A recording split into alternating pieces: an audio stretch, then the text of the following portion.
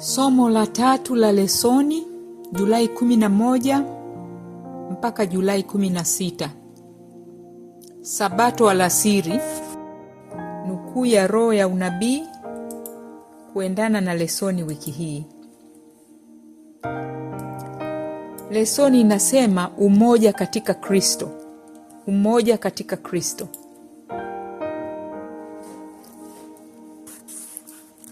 Sabato alasiri Julai 11. Ninawasihi watu wetu waache kukosoa na kusema maovu na kumwendea Mungu kwa maombi ya dhati, wakimwomba Mungu awasaidie wanadamu wanaokosea wenye dhambi.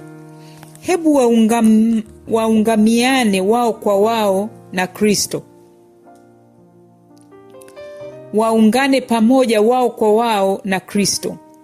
Hebu na wajifunze sura ya 17 ya kitabu cha Yohana. Wajifunze jinsi ya kuomba na jinsi ya kuishi sala ya Kristo. Yeye ndiye mfariji. Atakaa mioyoni mwao, akiijaliza furaha yao. Maneno yake yatakuwa kwao kama mkate wa uzima, na kwa nguvu watakayopata, watawezeshwa kukuza tabia ambazo zitakuwa heshima kwa Mungu. Ushirika mkamilifu wa Kikristo utakuwepo miongoni mwao. Kutaonekana katika maisha yao matunda ambayo yanaonekana kila wakati kama matokeo ya utii kwa ile kweli. Hebu tufanye maombi ya Kristo kuwa kanuni ya maisha yetu, ili tuweze kuunda tabia zitakazo ufunulia ulimwengu nguvu ya neema ya Mungu. Tusiwe na mazungumzo mengi kuhusu tofauti ndogo ndogo, na tujifunze kwa bidii zaidi maana ya maombi ya Kristo kwa wale wanaoliamini jina lake. Tunapaswa kuomba kwa ajili ya muungano na kisha kuishi kwa njia ambayo Mungu anaweza kujibu maombi yetu. Umoja kamili, muungano ulio karibu kama muungano uliopo kati ya Baba na Mwana.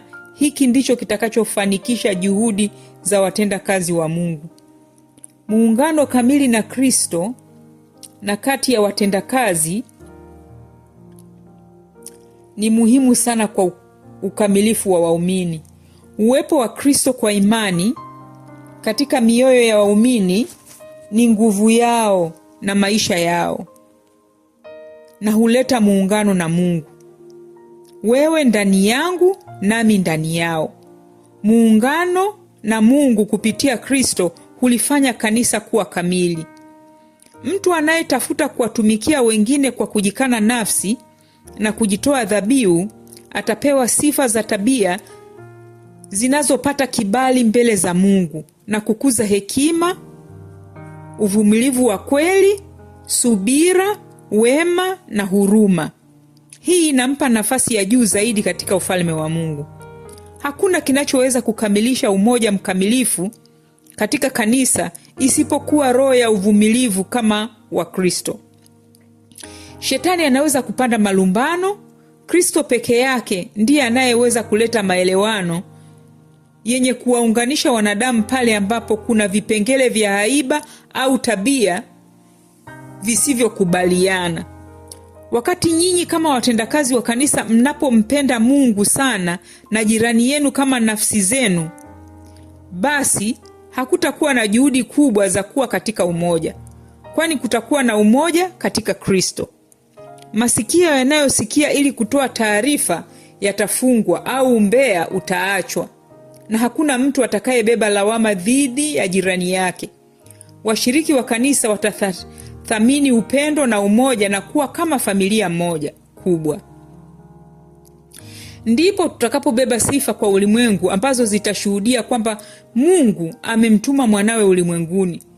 Kristo amesema, hivyo watu wote watatambua ya kuwa ninyi mmekuwa wanafunzi wangu mkiwa na upendo ninyi kwa ninyi.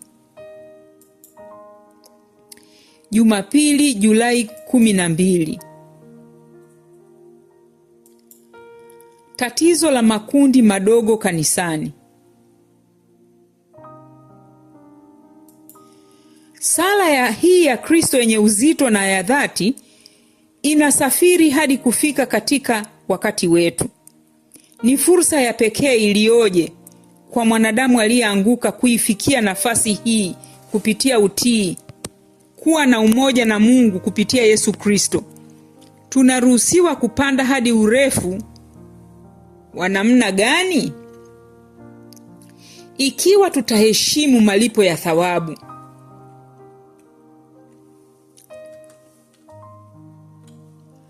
Tunapaswa kupokea nguvu kutoka kwa Mwenyezi Mungu ili asili ya ubinadamu chini ya utendaji wa Mwenyezi Mungu isipotoshe kila wakati, na daima isiwe chini ya ushawishi mbaya na uharibifu wa dhambi kila wakati. Asili ya mwanadamu kupitia Yesu Kristo inashirikiana na malaika, ndiyo, hata na Mungu mkuu vile vile. Wale waliounganishwa kikweli na Mungu hawatakuwa na ugomvi kati yao. Roho wake akitawala mioyoni mwao ataunda maelewano, upendo na umoja. Kinyume cha hili hufanya kazi kama ilivyo kwa watoto wa Shetani. Daima kutakuwa na mgongano unaoendelea ndani yao. Ugomvi na kijicho na wivu ndio vipengele vinavyotawala watoto wa Shetani. Sifa ya Mkristo ni upole na unyenyekevu wa Kristo. Ukarimu, wema, rehema na upendo hutokana na hekima ya Mungu isiyo na kikomo. Huku kinyume chake ni tunda lisilo takatifu la moyo ambao hauna maelewano na Yesu Kristo. Katika muungano kuna nguvu, katika mgawanyiko kuna udhaifu na kushindwa.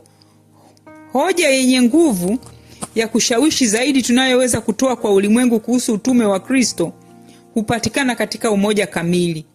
Kwa kadri tunavyokuwa na umoja kati yetu na Kristo, ndivyo nguvu yetu ya kuongoa roho itakavyokuwa na ufanisi zaidi.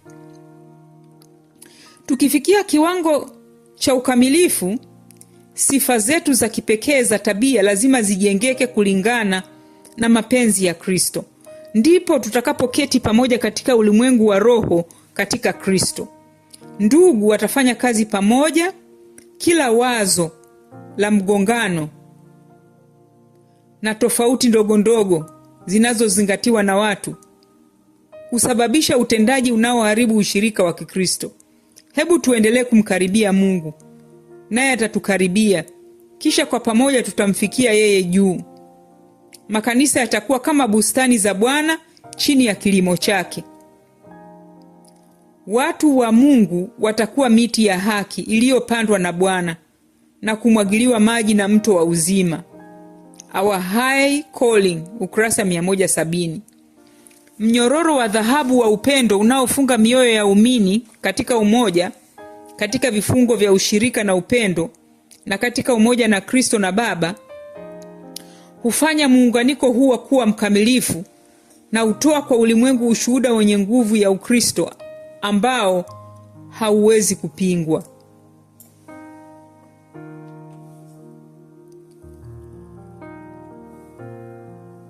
Shetani anaelewa nguvu ya ushuhuda kama huo kama shahidi wa ulimwengu wa kile neema inaweza kufanya katika kubadilisha tabia. Kwa hiyo adui atafanya kila mbinu inayoweza kufikirika ili kuvunja mnyororo huu wa dhahabu unaounganisha moyo na moyo wa wale wanaoamini ukweli unaowafunga kwa uhusiano wa karibu na Baba na Mwana. Wale ambao hawajawahi kuupata upendo mwanana na huruma nyororo na inayovutia ya Kristo hawawezi kuongoza wengine kwenye chemchemi ya uzima. Upendo wake moyoni ni nguvu inayobidisha ambayo huwaongoza watu kumfunua katika mazungumzo, katika roho ya huruma nyororo, katika kujali na katika kuinua maisha ya wale wanaoshirikiana nao. Katika moyo uliofanywa upya kwa neema ya Mungu, upendo ndio kanuni kuu ya utendaji. Hubadilisha tabia, hutawala misukumo, hudhibiti tamaa na huinua mapenzi. Upendo huu ukithaminiwa moyoni, huboresha maisha yawe mazuri na kutoa ushawishi mzuri kwa pande zote. Yeye ampendaye Mungu sana na jirani yake kama nafsi yake atafanya kazi kwa kutambua mara kwa mara kwamba yeye ni tamasha kwa ulimwengu, kwa malaika na kwa wanadamu. Wakorintho wa kwanza 4:9. Akiyafanya mapenzi ya Mungu kuwa mapenzi yake, atafunua katika maisha yake nguvu inayobadilisha ya neema ya Kristo. Katika hali zote maishani, atawishi mfano wa Kristo kama mwongozo wake. Kila mtendakazi wa kweli anayejitoa mhanga kwa ajili ya Mungu yuko tayari kutumia na kutumiwa kwa ajili ya wengine. Kwa juhudi za dhati na tafakari husaidia pale ambapo msaada unahitajika. Mkristo wa kweli anaonyesha upendo wake kwa Mungu na kwa viumbe wenzake. Anaweza kupoteza maisha yake katika huduma, lakini ni Kristo atakapokuja kukusanya vito vyake kwake mwenyewe, atavipata tena. Amazing Grace, ukurasa 237. Jumatatu Julai 13. Imejikita kwa Yesu. Hapa jicho la imani linaelekezwa kwa Mungu, kutazama visivyoonekana na sio vitu vinavyoonekana sasa. Imani huishi kwa kutarajia mema ya wakati ujao. Hutambua faida zisizoelezeka katika karama ya mbinguni. Tumaini la maisha ya wakati ujao ni sehemu muhimu ya imani yetu ya Kikristo. Tunaporuhusu vivutio vya kidunia kuingia katika roho zetu na Mungu, ulimwengu utakuwa ndio kitu pekee tunachoweza kukitambua. Tazama juu zaidi. Weka jicho la imani kwenye vitu visivyoonekana, nawe utakuwa na nguvu katika nguvu za Mwenyezi Mungu. Imani yetu huongezeka kwa kumtazama Yesu, ambaye ndiyo kitovu cha yote yanayovutia na kupendeza. Kadri tunavyozidi kutafakari mambo ya mbinguni, ndivyo tunavyopunguza kuona mambo yanayotamanika na ya kuvutia ya dunia hii. Kadri tunavyokaza jicho la imani kwa Kristo, ambaye matumaini yetu ya uzima wa milele yamejikita ndani yake, ndivyo imani yetu inavyozidi kukua. Tumaini letu linaimarika, upendo wetu unakuwa makini na wenye nguvu zaidi. Pamoja na ufahamu wetu wa kiroho kuwa wazi zaidi, na akili zetu za kiroho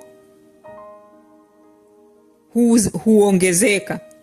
Zaidi ya yote, tunatambua dai chanya la Mungu juu yetu la kujitakasa kutokana na desturi na kaida za ulimwengu usiomjua Mungu wala Yesu Kristo ambaye yeye amemtuma. Kadri tunavyomtazama Kristo zaidi na kuzungumza sifa zake na kusimulia nguvu zake, ndivyo tutakavyoiakisi sura yake kikamilifu katika tabia zetu wenyewe, na ndivyo tutakavyopunguza kusalimisha akili na mapenzi yetu kwa ushawishi wa ulimwengu unaopooza. Kadri akili zetu zinavyozidi kumfikiria Yesu, ndivyo akili zetu zitakavyofunikwa kwa udogo sana na ukungu wa mashaka, na ndivyo itakavyokuwa rahisi kuweka majaribu yetu na mizigo yetu yote juu ya mbebaji wa mizigo, Kristo. Hebu imani yetu itoboe kivuli cha uovu wa Shetani na ijikite katika Yesu, kuhani wetu mkuu, ambaye ameingia ndani ya pazia kwa ajili yetu. Mawingu yoyote yatakayofunika anga, dhoruba yoyote itakayozunguka roho, nanga hii inashikilia imara, nasi tunaweza kuwa na uhakika wa ushindi. In Heavenly Places, ukurasa 127. Jamani, Bwana wetu ni mwenye neema ya ajabu kiasi gani! Yeye amesema, sitakuacha kamwe wala sitakupungukia. Nimekuchora katika vitanga vya mikono yangu. Isaya 49 fungu la 18. Roho Mtakatifu anatolewa kwa yule ambaye anayeomba. Hebu fikiria tu hili, kwamba Bwana yuko tayari sana kutupa Roho Mtakatifu pale tunapomuomba, kuliko hata wazazi wanavyopenda kuwapa watoto wao zawadi nzuri. Hebu basi na tufurahi na kushangilia. Tusiangalie kazi ya uovu au kuzimu zenye nguvu za giza hadi tumaini na ujasiri wetu ushindwe. Yesu yu hai, nasi lazima tuache imani yetu itoboe giza na kutulia katika nuru. Hebu na tufurahi katika nuru ya jua la haki. Yesu anaishi ili kutuombea. Wakati utusitusi na giza vinapozunguka ulimwengu, maisha yetu yako salama pale tu yanapofichwa ndani ya Kristo katika Mungu. Tuna Mwokozi wa thamani iliyoje! Ndani yake pekee ndipo matumaini yetu ya uzima wa milele yanapaswa kujikita. Kisha tutazungumza imani, tutazungumza tumaini, tutazungumza ujasiri na kusambaza nuru kila upande. Ninyi, asema Kristo, ni nuru ya ulimwengu, mji uliokuwa juu ya kilima. Acheni nuru yenu iangaze mbele za watu, ili wamtukuze Baba yenu aliye mbinguni. Mathayo 5:14-16. Imani lazima itoboe wingu jeusi zaidi. Kumtegemea Mungu kwa dhati kutalitukuza jina lake, na katika imani hiyo tunaweza kuwa nuru katika Bwana. Msifuni Bwana, msifuni na kumtukuza Mungu kwa upendo wake usio na kifani au mfanano. That I may know him, ukurasa 284. Jumanne, Julai 14. Hekima na ukomavu. Historia ya Yohana inatoa mfano mzuri unaovutia umakini wetu wa jinsi Mungu anavyoweza kuwatumia watendakazi wake wazee. Yohana alipopelekwa hadi kisiwa cha Patmo, kulikuwa na wengi waliodhania kuwa sasa ataacha utumishi, kwamba ni mwanzi wa zamani uliovunjika kwa ajili ya umri wake. Hivyo mwanzi ulikuwa tayari kuanguka wakati wowote, lakini Bwana aliona ilifaa kumtumia Yohana bado. Ingawa alikuwa amefukuzwa kutoka kwenye mandhari ya kazi yake ya awali, hakuacha kutoa ushuhuda wa ile kweli.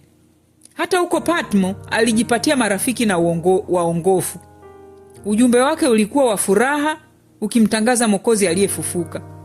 Kujali, upendo mwanana na huruma nyororo zaidi vyapaswa kuonyeshwa kwa wale ambao maslahi yao ya maisha yamefungamana na kazi ya Mungu. Watendakazi hawa wazee wamesimama kama watu waaminifu katikati ya dhoruba na majaribu. Huenda wakawa na udhaifu fulani, lakini bado wana vipaji vinavyowastahilisha kusimama katika nafasi zao kwenye kazi za Mungu. Ingawa wamechoka na wawezi kubeba mizigo mizito ambayo vijana wanaweza kubeba, na hakika wanapaswa kubeba, ushauri wanaoweza kutoa ni wa thamani kubwa zaidi.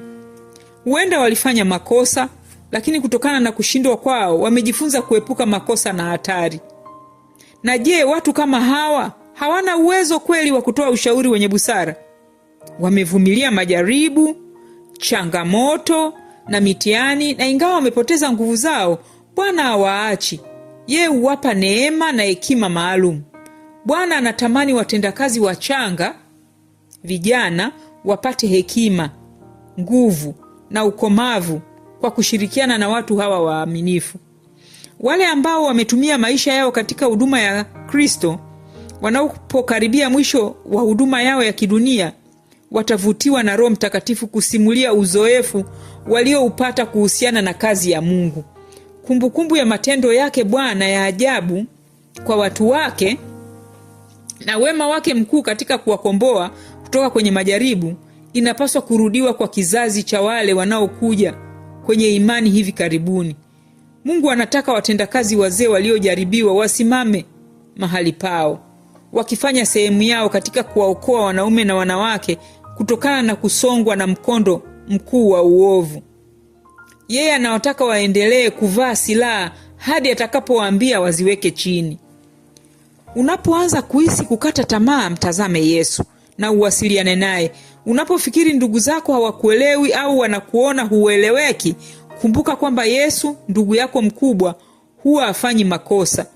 Yeye atahukumu kwa haki. Maneno ya Kristo yaliyosemwa katika siku kuu ya karamu yana maana na nguvu ya ajabu.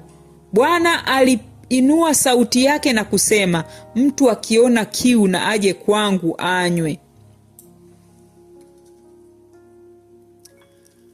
Hatupaswi kusukumwa kwa nguvu kwa Kristo. Ni jukumu letu kuja kwake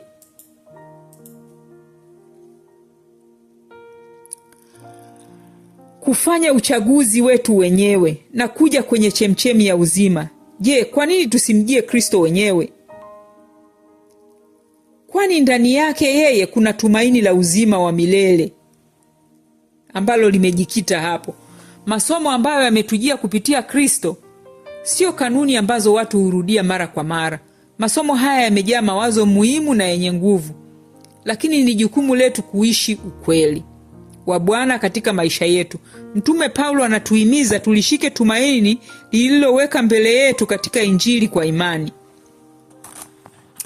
Kwa imani tunapaswa kuzichukua ahadi hizi na kuziishi na kujipatia mibaraka mingi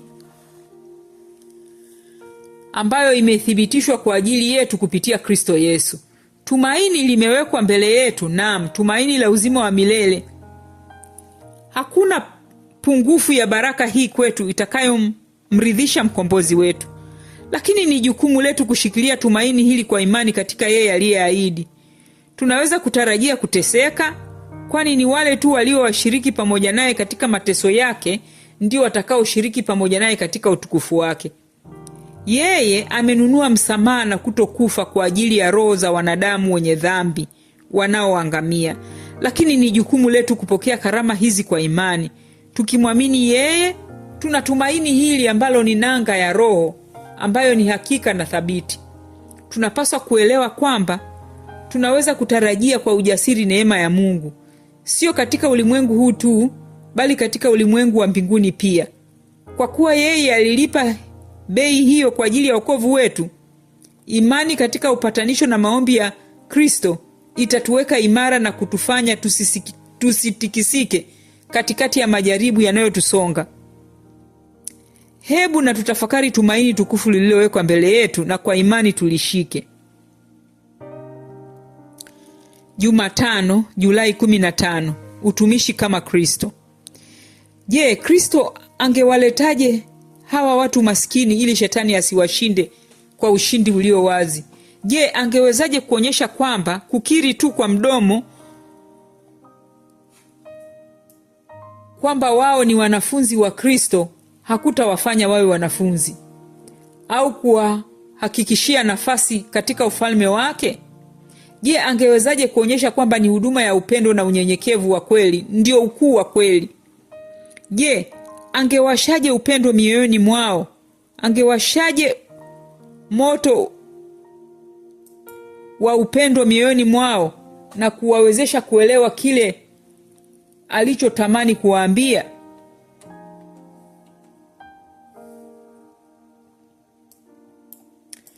Wanafunzi hawakujitoa kufanya harakati za kuhudumiana wakati wa meza ya Bwana. Yesu alisubiri kwa muda ili aone kama wangefanya nini. Kisha yeye, mwalimu na Mungu, akainuka kutoka mezani, akaweka kando vazi la nje ambalo lingemzuia kufanya huduma kwa urahisi. Akachukua taulo na kujifunga. Wanafunzi walimtazama kwa mshangao na kimya kimya wakasubiri ili kuona kitakachofuatia.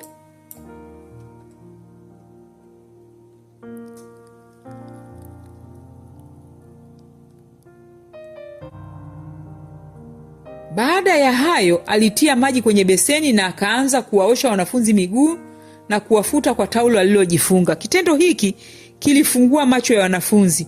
Aibu kali na fedhea ziliijaza mioyo yao. Walielewa kemeo ambalo halikutamkwa na wakajiona katika nuru mpya kabisa. Hivi ndivyo Kristo alivyoonyesha upendo wake kwa wanafunzi wake. Roho yao ya ubinafsi ilimjaa huzuni, lakini hakuingia katika mabishano nao kuhusu ugumu wao wa mioyo. Badala yake aliwapa mfano ambao hawangeusahau kamwe. Upendo wake kwao haukusumbuliwa au kuzimia kwa urahisi. Alijua kwamba Baba alikuwa amempa vitu vyote mikononi mwake, na kwamba alitoka kwa Mungu na alikuwa anakwenda kwa Mungu. Alikuwa na ufahamu kamili wa uungu wake, lakini alikuwa ameweka kando taji yake ya kifalme na mavazi ya kifalme, na alikuwa amechukua umbo la mtumwa. Mojawapo ya matendo ya mwisho ya maisha yake duniani ilikuwa kujifungamanisha kama mtumishi na kutekeleza sehemu ya mtumishi. Kwa wale wanaopokea roho ya huduma, hii haiwezi kuwa ibada ya kawaida au sherehe tu. Somo lake la kudumu litakuwa tumikianeni ninyi kwa ninyi.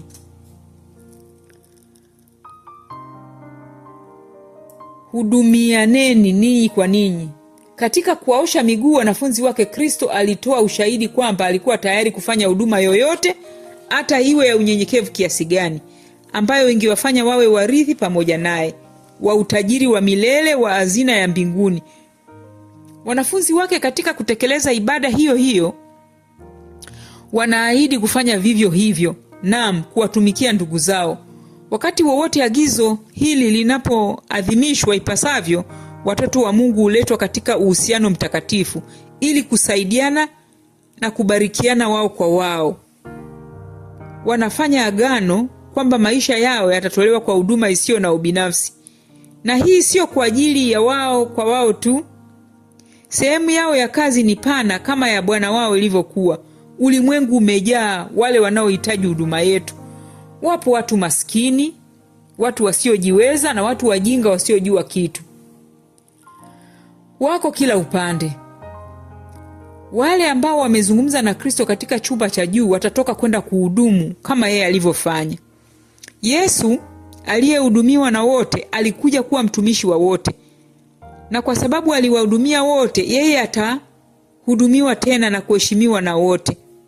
Na wale ambao wangeshiriki sifa zake za kiungu na kushiriki naye furaha ya kuona roho zikikombolewa, lazima wafuate mfano wake wa huduma isiyo na ubinafsi. Haya yote yalieleweka katika maneno ya Yesu aliposema, nimewapa kielelezo ili nanyi mtende kama mimi nilivyowatendea. Hilo ndilo lilikuwa kusudi la huduma aliyoianzisha, na anasema kama mnajua mambo haya na kusudi la masomo yake, heri ninyi mkiyatenda. Alhamisi, Julai 16. Mtindo wa maisha unaoakisi msalaba. Kuondoa msalaba kutoka kwa Mkristo ni kama kulifuta jua linaloangaza wakati wa mchana na kuangusha chini mwezi na nyota kutoka angani usiku.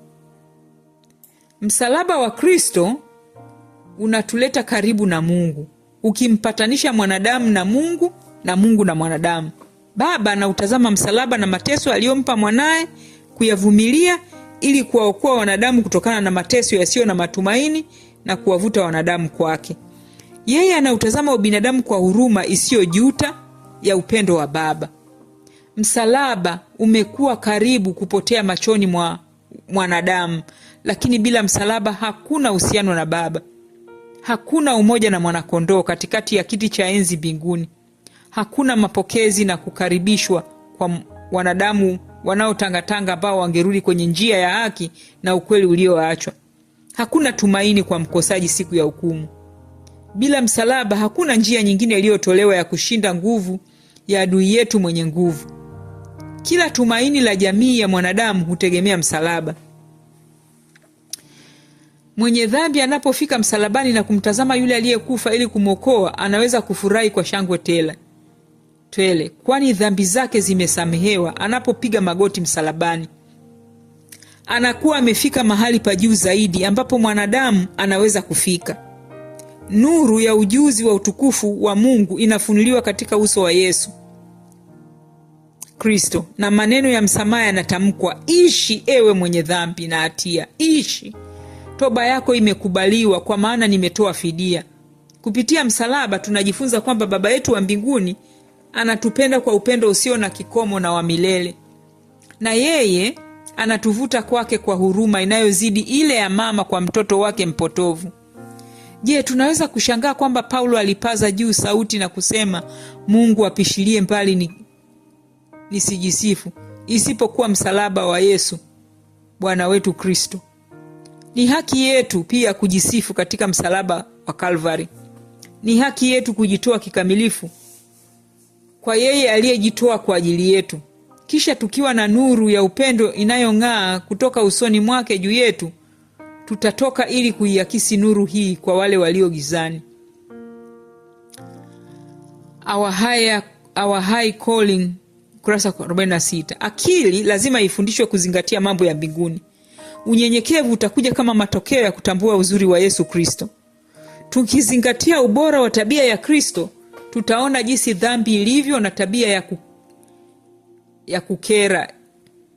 Na kwa imani tutaelewa haki ya Yesu Kristo. Tutakuza fadhila zilizo ndani ya Yesu ili tuweze kuakisi kwa wengine uwakilishi wa tabia yake Bwana. Tunapoutazama msalaba wa Kalvari, hatutajitukuza, bali tutazingatia daima kutostahili kwetu na jinsi wokovu wetu ulivyogharimu mbingu kiasi cha ajabu. Tutatambua upendo wa Kristo usio na kifani. Ijumaa Julai 17, usomaji ni Maranatha, kazi bora zaidi duniani, ukurasa wa 99. Neema ya ajabu, wokovu wako, ukurasa wa 15. Kisa cha nchi za mbali.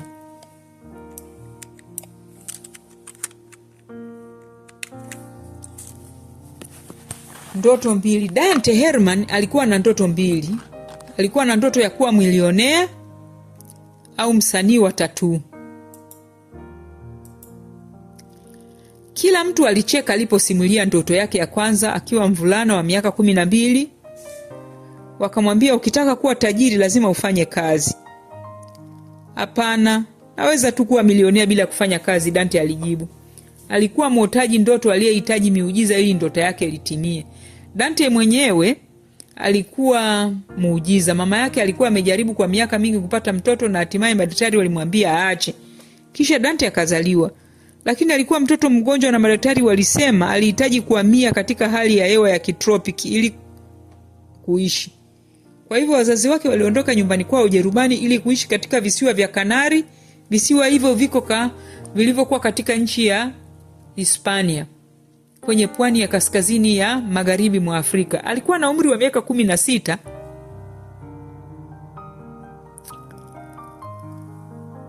Dante hakuwa karibu kuwa milionea katika umri huu au msanii wa tattoo. Akiwa kijana mwenye shughuli nyingi, alifuata ushauri wa walimu waliokasirika kirahisi na akaacha shule ya upili na kufanya kazi kama fundi.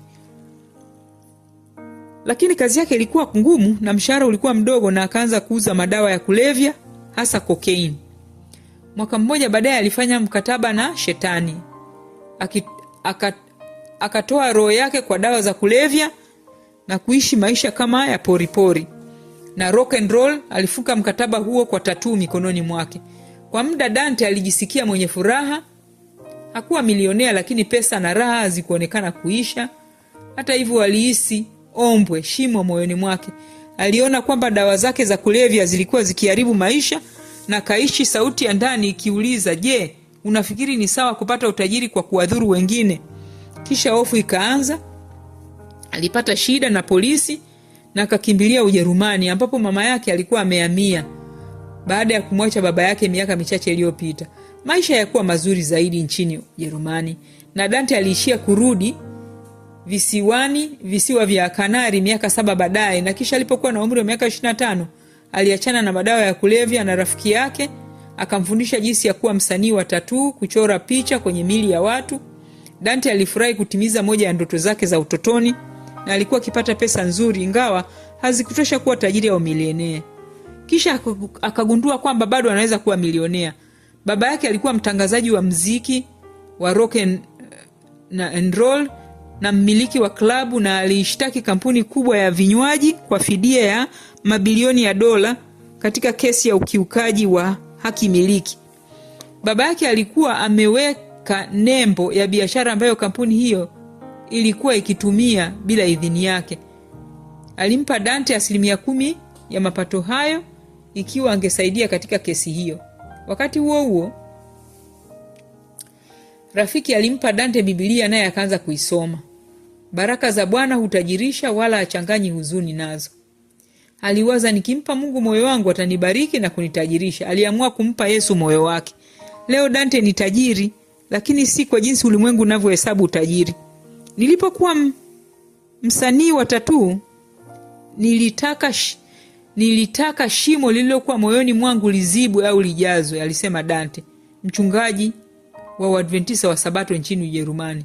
Nilidhani ili shimo hilo lijazwe ni lazima niwe milionea, lakini nilichohitaji ni Yesu tu. Asante.